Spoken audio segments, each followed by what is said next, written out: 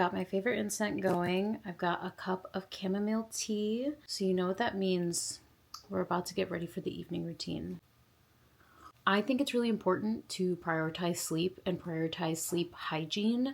And something that I've learned over the past couple of years is that if I don't actually have a routine, I will not go to sleep. So if you have the same type of struggles, I highly recommend that you come up with a routine that will help you go to sleep and stay asleep. So I want to take you through my evening routine, and I kind of just wanted to highlight the things that I think are important first, and then we'll get into the full routine. A couple of things that I always do. One, I have a time where I no longer drink caffeine. I also have a time where I stop eating. I notice that if I drink caffeine after like 4:30 or 5 o'clock, I will not fall asleep. It really messes with my brain for some reason. So when I'm really prioritizing my sleep and I have a really set bedtime, I do not drink caffeine realistically past like 4 p.m. I also don't eat after 6:30, and it's kind of the same thing. I notice that if I eat after 6:30, I just have trouble falling asleep, and I don't know if it's a digestion thing or what. This is gonna sound weird, but if I am feeling like I'm really snacky or I'm like, oh, I might mindlessly eat today, I just brush my teeth right after dinner, and then usually I don't think about eating again. I also have a retainer because I had braces. So if I'm really concerned about being mindless when I eat after a certain time, I just put my retainer in because you can't eat with it in. So yeah, making sure that I don't eat after 6:30 is really helpful to making sure that I stick to my sleep goal and go to sleep on time. I do not use social media after 7 o'clock. I don't know what it is, but if I use social media after, honestly, really it's like after 6, my brain is like buzzing for a really long time. So especially because I make content too, so it's not just me consuming content, it's consuming content, consuming people's opinions about my content and things like that. So I like to make sure that I stop myself from being on socials after 7. My only exceptions are like YouTube. I don't mind, because to me YouTube is really chill, and if I'm watching a YouTube video with no other distractions, it's actually very calming. And I'm a YouTube girl. I love YouTube. I've been watching YouTube since I was like, I don't know, 10 or something. But YouTube is okay. I try not to watch like action movies or crazy movies after a certain time too, because if it gets my heart rate up, it'll kind of mess with my sleep. That one's more of a touch and go, so it kind of depends on how I'm feeling. But yeah, so the 3 main things: no caffeine after 4:30, no dinner after 6:30, and no social media after 7. And if you want to wrap that all up in a bow, you can pick your own time frames. Obviously, other people have different caffeine sensitivities. Like, I know so many of my friends are Puerto Rican and Spanish.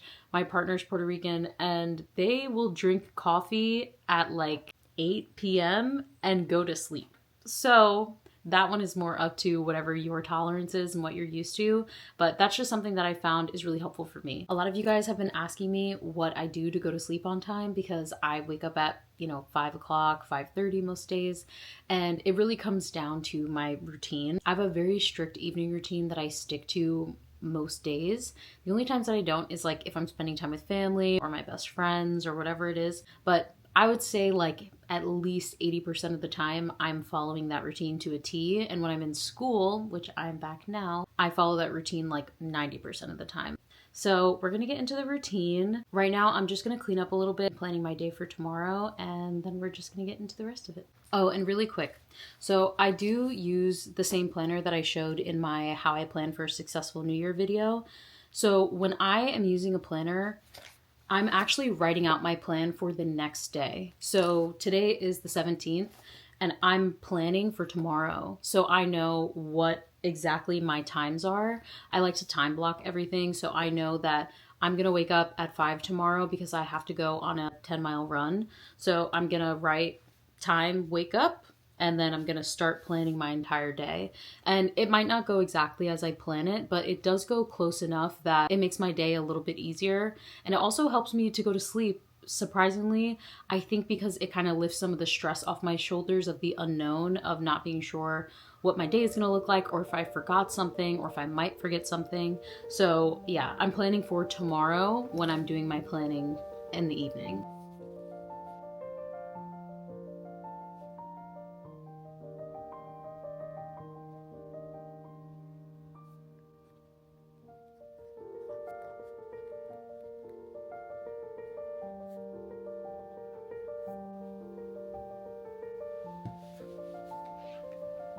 I also wanted to say something really cute that I do. I started doing this at the beginning of the year. I started writing an acronym for my name. I write characteristics that I want to become inherent parts of myself in the acronym, if that makes sense. So my name is Rebecca. So I spell Rebecca. So for R, I have runner. For E, I have ethereal. For B, I've been switching between balanced and brave. For the other E, I do earthy. For C, I do cool. The other C, I do clear. And for A, I do artistic. And this is like such a silly little thing that I've been doing, but for some reason, I feel like it really inspires me to lean more into my goals and the things that I aspire to be more like this year. And I think that you should try it. I think it's really fun. So just write out your name, and then for each letter, just put a characteristic that you want to be a part of you. And yeah, it's silly, it's cute, it's fun. Okay, so I just finished my journaling.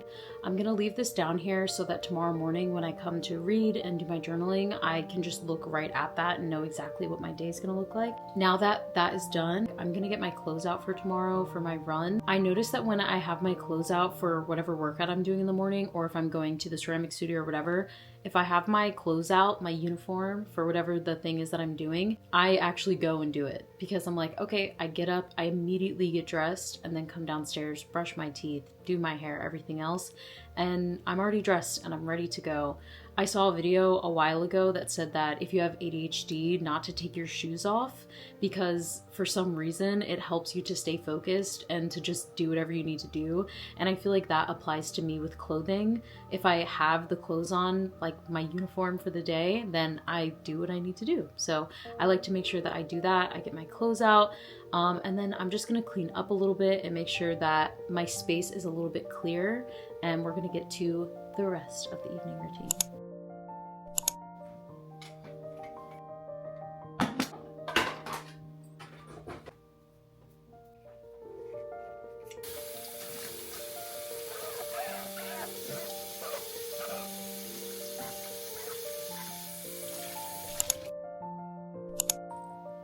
My apartment is really small because I live in a loft, so we have these like storage bins that go underneath the bed just to be safe spacers.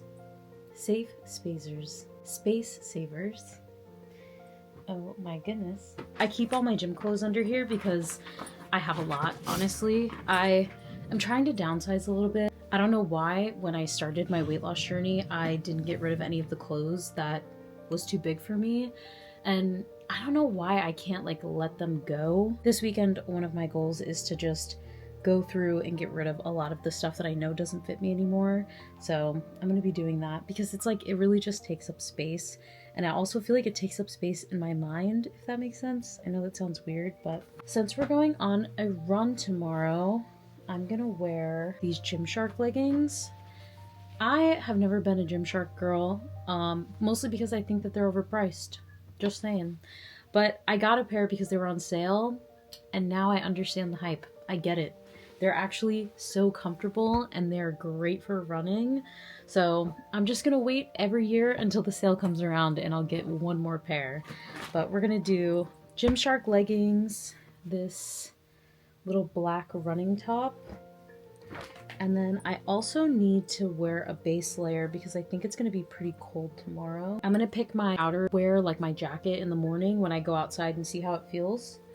So the outfit for tomorrow is ready to go. I don't always clean up every evening, but I saw this video once of this girl talking about how every night she does like a night shift. She closes shop for the night.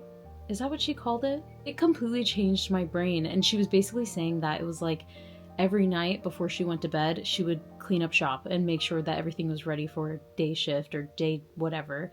And I was just like, that's so smart. Like, I know it sounds really simple and it sounds really basic, but I think when you look at it in a different way, you're just like, no, yeah, because then you tomorrow doesn't have to deal with the stress of dirty dishes or your house being, you know, a little messy or cluttered or whatever. Like, just the step of taking like 25 minutes to organize your space a little bit, to get your clothes out for the next day, is just such a freeing thing. And I think it takes something off your plate mentally when you do that. So it's just really nice. Try it out, see if you like it. If you don't, that's okay. You know what I always say. Take what resonates and leave the rest behind. Now I'm going to take a shower, wash my face, get ready for bed. Just got out of the shower, and when I'm in the shower, I use this Pharmacy Green Clean to take my makeup off, and it's the best thing that I've ever used. I used to use the Neutrogena like wipes, but they never got all of the black out from under my eyelids, and I hated that. So yeah, this is really nice. It's only annoying because I do feel like I have to do it in the shower because it's just kind of messy. So the first step for my evening skincare is my Ciliar Water Cleanser. And then my favorite brand of all time for any skincare is Beauty of Joseon. I actually found this for the first time at H Mart, but they have a lot of Korean skincare products there. When I went there, I asked her, like, she was like, oh, what type of skin do you have, blah, blah, blah. And I said, oh, I have this type, like, combination. I don't break out too much and all this other stuff. And she was like, oh, you should use their sunscreen. So I started using the Beauty of Joseon sunscreen, and then they sent me a bunch of other products that I ended up falling in love with, and I use them every single day. This I don't use every day. I use this like probably once or twice a week, but I do use their sunscreen every single day. It's my favorite thing. We're gonna do this ground rice and honey glow mask tonight. Even though I washed my face in the shower, look how much is still on there. And I don't even really use makeup like that. We just do blush and then my eyes, and that's it. But there's still like so much dirt and makeup and stuff left on my skin even after showering. It's really important to make sure that your face is really cleansed before you go to bed. I think that's one of the reasons that I really like Korean skincare stuff, because it doesn't feel harsh. Everything feels so much more natural. I didn't really start doing skincare stuff consistently until maybe 2022. No, 2023 is when I started doing skincare stuff consistently, because I was just like, whatever, like my skin is fine, it's gonna age how it ages. But the truth is that your skin is an organ, you know, so you need to hydrate it and take care of it and do everything that you would do for like the inside of your body. When you eat good, you know, you feel good, you eat good, your skin looks good. When you hydrate yourself, you also hydrate your skin, but you can externally hydrate your skin as well by moisturizing, wearing proper sunscreen with the right SPF and all these things. I'm not even really doing like skincare stuff for anti-aging. For a long time, I didn't take care of my skin, and I feel like now I'm taking pride in taking care of my skin. It makes me feel good too. I'm not putting a bunch of chemicals on my face, trying to find more organic and healthier and cleaner products to put on my skin. When I was in high school, they used to have this clean and clear face wash, and it had these little pearls in it that would burst on your skin, and that shit used to burn my skin, and I would use it every day. And I know that if anything messed my skin up, it was that. I'm trying to be better. I'm trying to actually take care of my skin and do the things that are right. So I'm gonna let this sit for a couple of minutes, come back and put on a serum, and then we're just gonna close out the vlog like that. Wash my skin. Hello friends, I am currently editing this video and I realized that I did not film an outro, and I would like to think it's because my evening routine is so good that I fell asleep immediately when I came upstairs, which is exactly what happened. So I just wanted to touch on the last couple of things that help me sleep well and stay asleep. The first thing is going to be reading a book, and I have two different categories for books that help me fall asleep. One is a fun book, and that's usually like a fantasy book, a spicy book, anything like that is considered a fun book to me, and I love reading those when I go to sleep. It usually calms my mind down. And the second one is, technically they're what I consider a boring book, and it's usually a book that's very scientific or informative or something that's kind of more educational. And I honestly think that reading a book that's a little bit educational at night is nice because they're usually a little boring and they help you fall asleep. So I like to pick one of those two books to help me fall asleep, and I find that that works really well. Something else is green noise, and green noise is actually just the sounds of nature, trees, waterfalls, things like that. And they have playlists on Spotify and YouTube, and they're really, really good. You can play them for hours at a time if you want. Sometimes I play them when I'm having really bad anxiety. I have clinically diagnosed anxiety, so I already been using green noise for a while just for other things, but I also find that it helps me fall asleep. I do like Spotify better because a lot of the playlists for green noise on Spotify, they play like in a row, so it's different sounds, but if you play them in order, it like eases into the next one and it sounds so good. The next one is magnesium. So I was taking magnesium also to help me with my anxiety, but I found that it helped me fall asleep, so I added it into my vitamin regimen, and magnesium, so good. Magnesium is a good one. I do want to try different kinds of magnesium this year, so I might do a video on that in the future of what magnesium I like best, but I kind of just take a generic Whole Foods brand one right now and it works just fine for me and I love it. Next is breath work, specifically non-energizing breath work, so like a calming breath work. I like to follow a breath work video that's already made on YouTube and I'll just go through and be like, breath work for calming energy or breath work for anxiety, and a lot of those things help me. I know that I'm saying anxiety a lot right now, but something important to note is that I am a very anxious person. A lot of times when I can't sleep, it's because I'm having anxious thoughts or my mind is racing. So it helps me a lot to make sure that before I go to sleep, I quiet my mind, I calm myself down and get my anxious thoughts kind of put to the side. So yeah, breathwork is really good. It's very, very calming and it's one of my favorite things. And honestly, it works too, even if you're just feeling anxious. Put some breathwork on. Do that for a couple minutes. It'll help you calm down. The very last thing that I wanted to touch on is that you need to have your evening routine start at a specific time. Your brain needs to be kind of prepared to know when to do these things and what's going to be happening, but specifically to know what time you're going to be in bed by. I like to be in bed by like 8:30 or 9 o'clock because I wake up at 5 and I get no less than 7 hours. I need to be asleep by or before 10 o'clock. If I'm trying to really get good sleep, I'm in bed at 8:30. And that's something really important to put into your own routine. Have a set time frame for when you're going to get into bed, and it'll help make sure that your body is regulated and used to that time. So you're already like, it's 8:30 and I'm still up, but physically I feel tired. So yeah, that was kind of it. I really hope I covered everything.